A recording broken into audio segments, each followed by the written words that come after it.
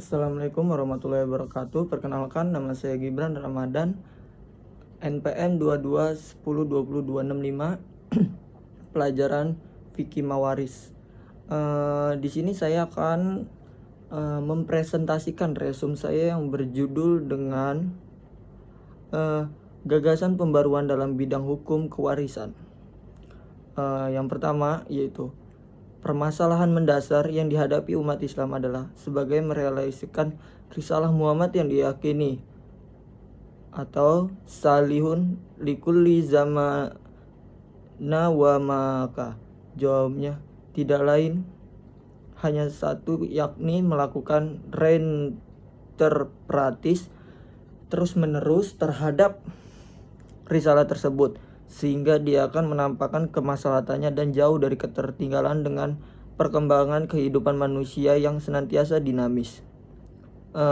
Dari sinilah titik awal proses penegakan eksistensi dan penampakan kredibilitas hukum Islam. Jika tidak, maka dia akan selalu terbengkalai, bahkan ditinggalkan oleh pemeluk sendiri.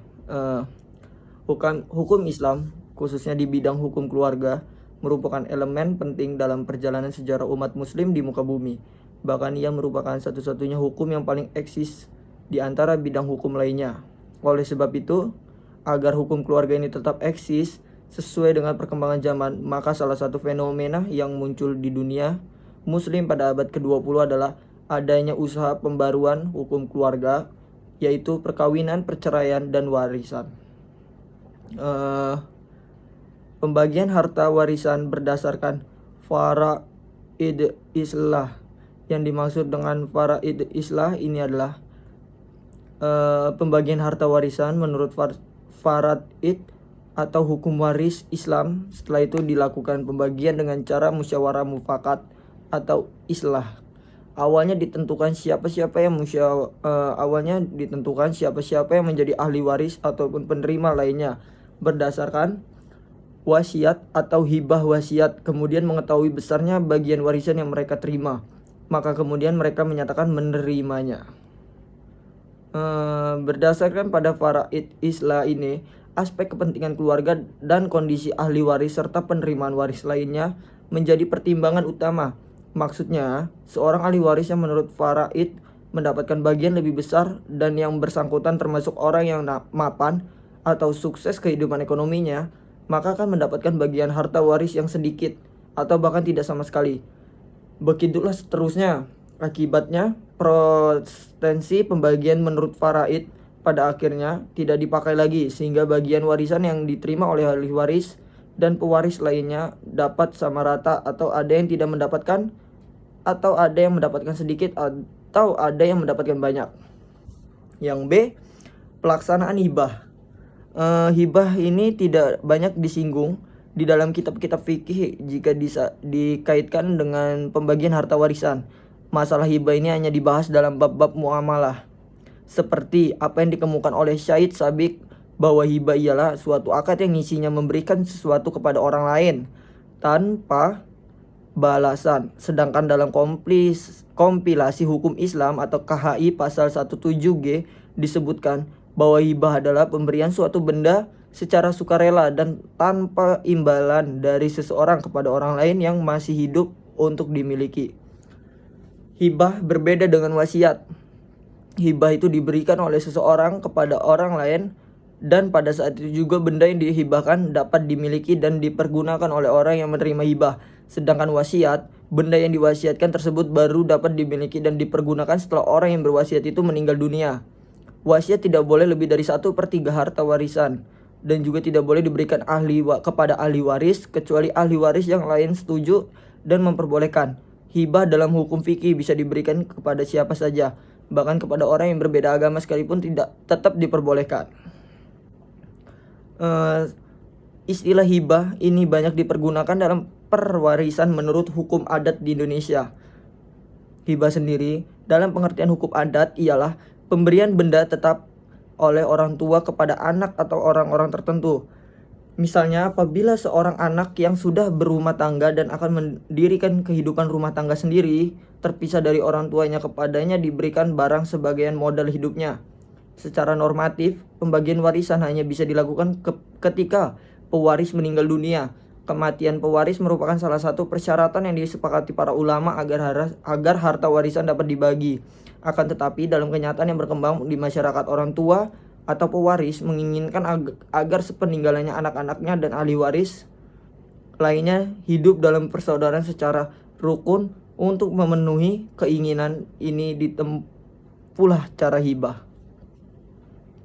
Hibah dari orang tua kepada anak akan menimbulkan suasana yang akrab dan penuh persaudaraan di antara ahli waris. Suasana kekeluargaan akan dapat terwujud dengan sendirinya dengan catatan, dalam memberikan hibah kepada anak-anaknya, orang tua dapat bersikap adil, tidak boleh melebihi antara yang satu dengan yang lainnya. Dan hibah tidak hanya diberikan kepada sebagian anak sedangkan yang lain tidak memperolehnya. Yang C, pembagian harta warisan berdasarkan musyawarah dan mufakat islah.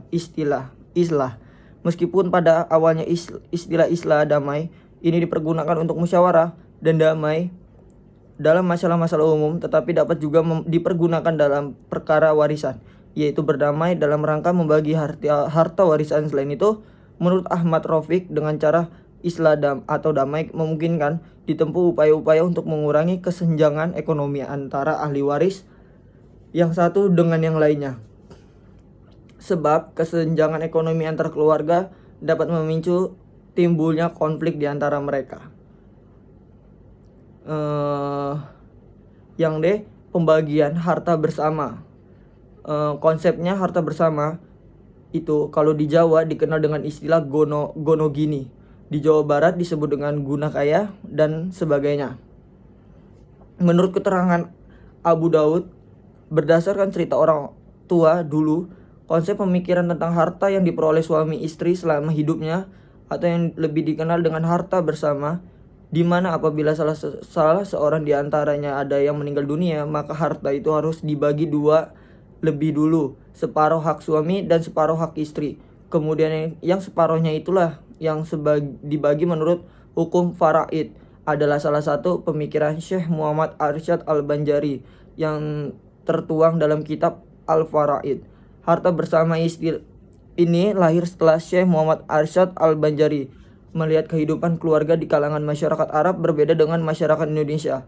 Di Saudi, memang perempuan tidak bekerja karena itu apabila suami meninggal dan mempunyai anak, si istri hanya mendapatkan 1/8 dari harta warisan. Kalau tidak ada anak, mendapatkan 1/4 dari harta warisan peninggalan suami. Berbeda dengan masyarakat Indonesia, istri ikut bekerja bersama suami sekalipun hanya bekerja di rumah saja selama masih sebagai suami istri, dinamakan harta bersama. Apabila salah satu meninggal, maka yang masih hidup lebih dahulu mengambilnya 50% dari harta bersama dan sisanya baru dibagi sesuai dengan ketentuan hukum faraid. Harta bersama ini dikiaskan dengan Syirok al-ab. Mungkin itulah hasil presentasi yang dapat saya rangkum dari penjelasan tadi. Mungkin banyak ada salah kata atau apapun itu, saya mohon maaf. Saya akhiri, wabillahi taufiq wal hidayah. Wassalamualaikum warahmatullahi wabarakatuh.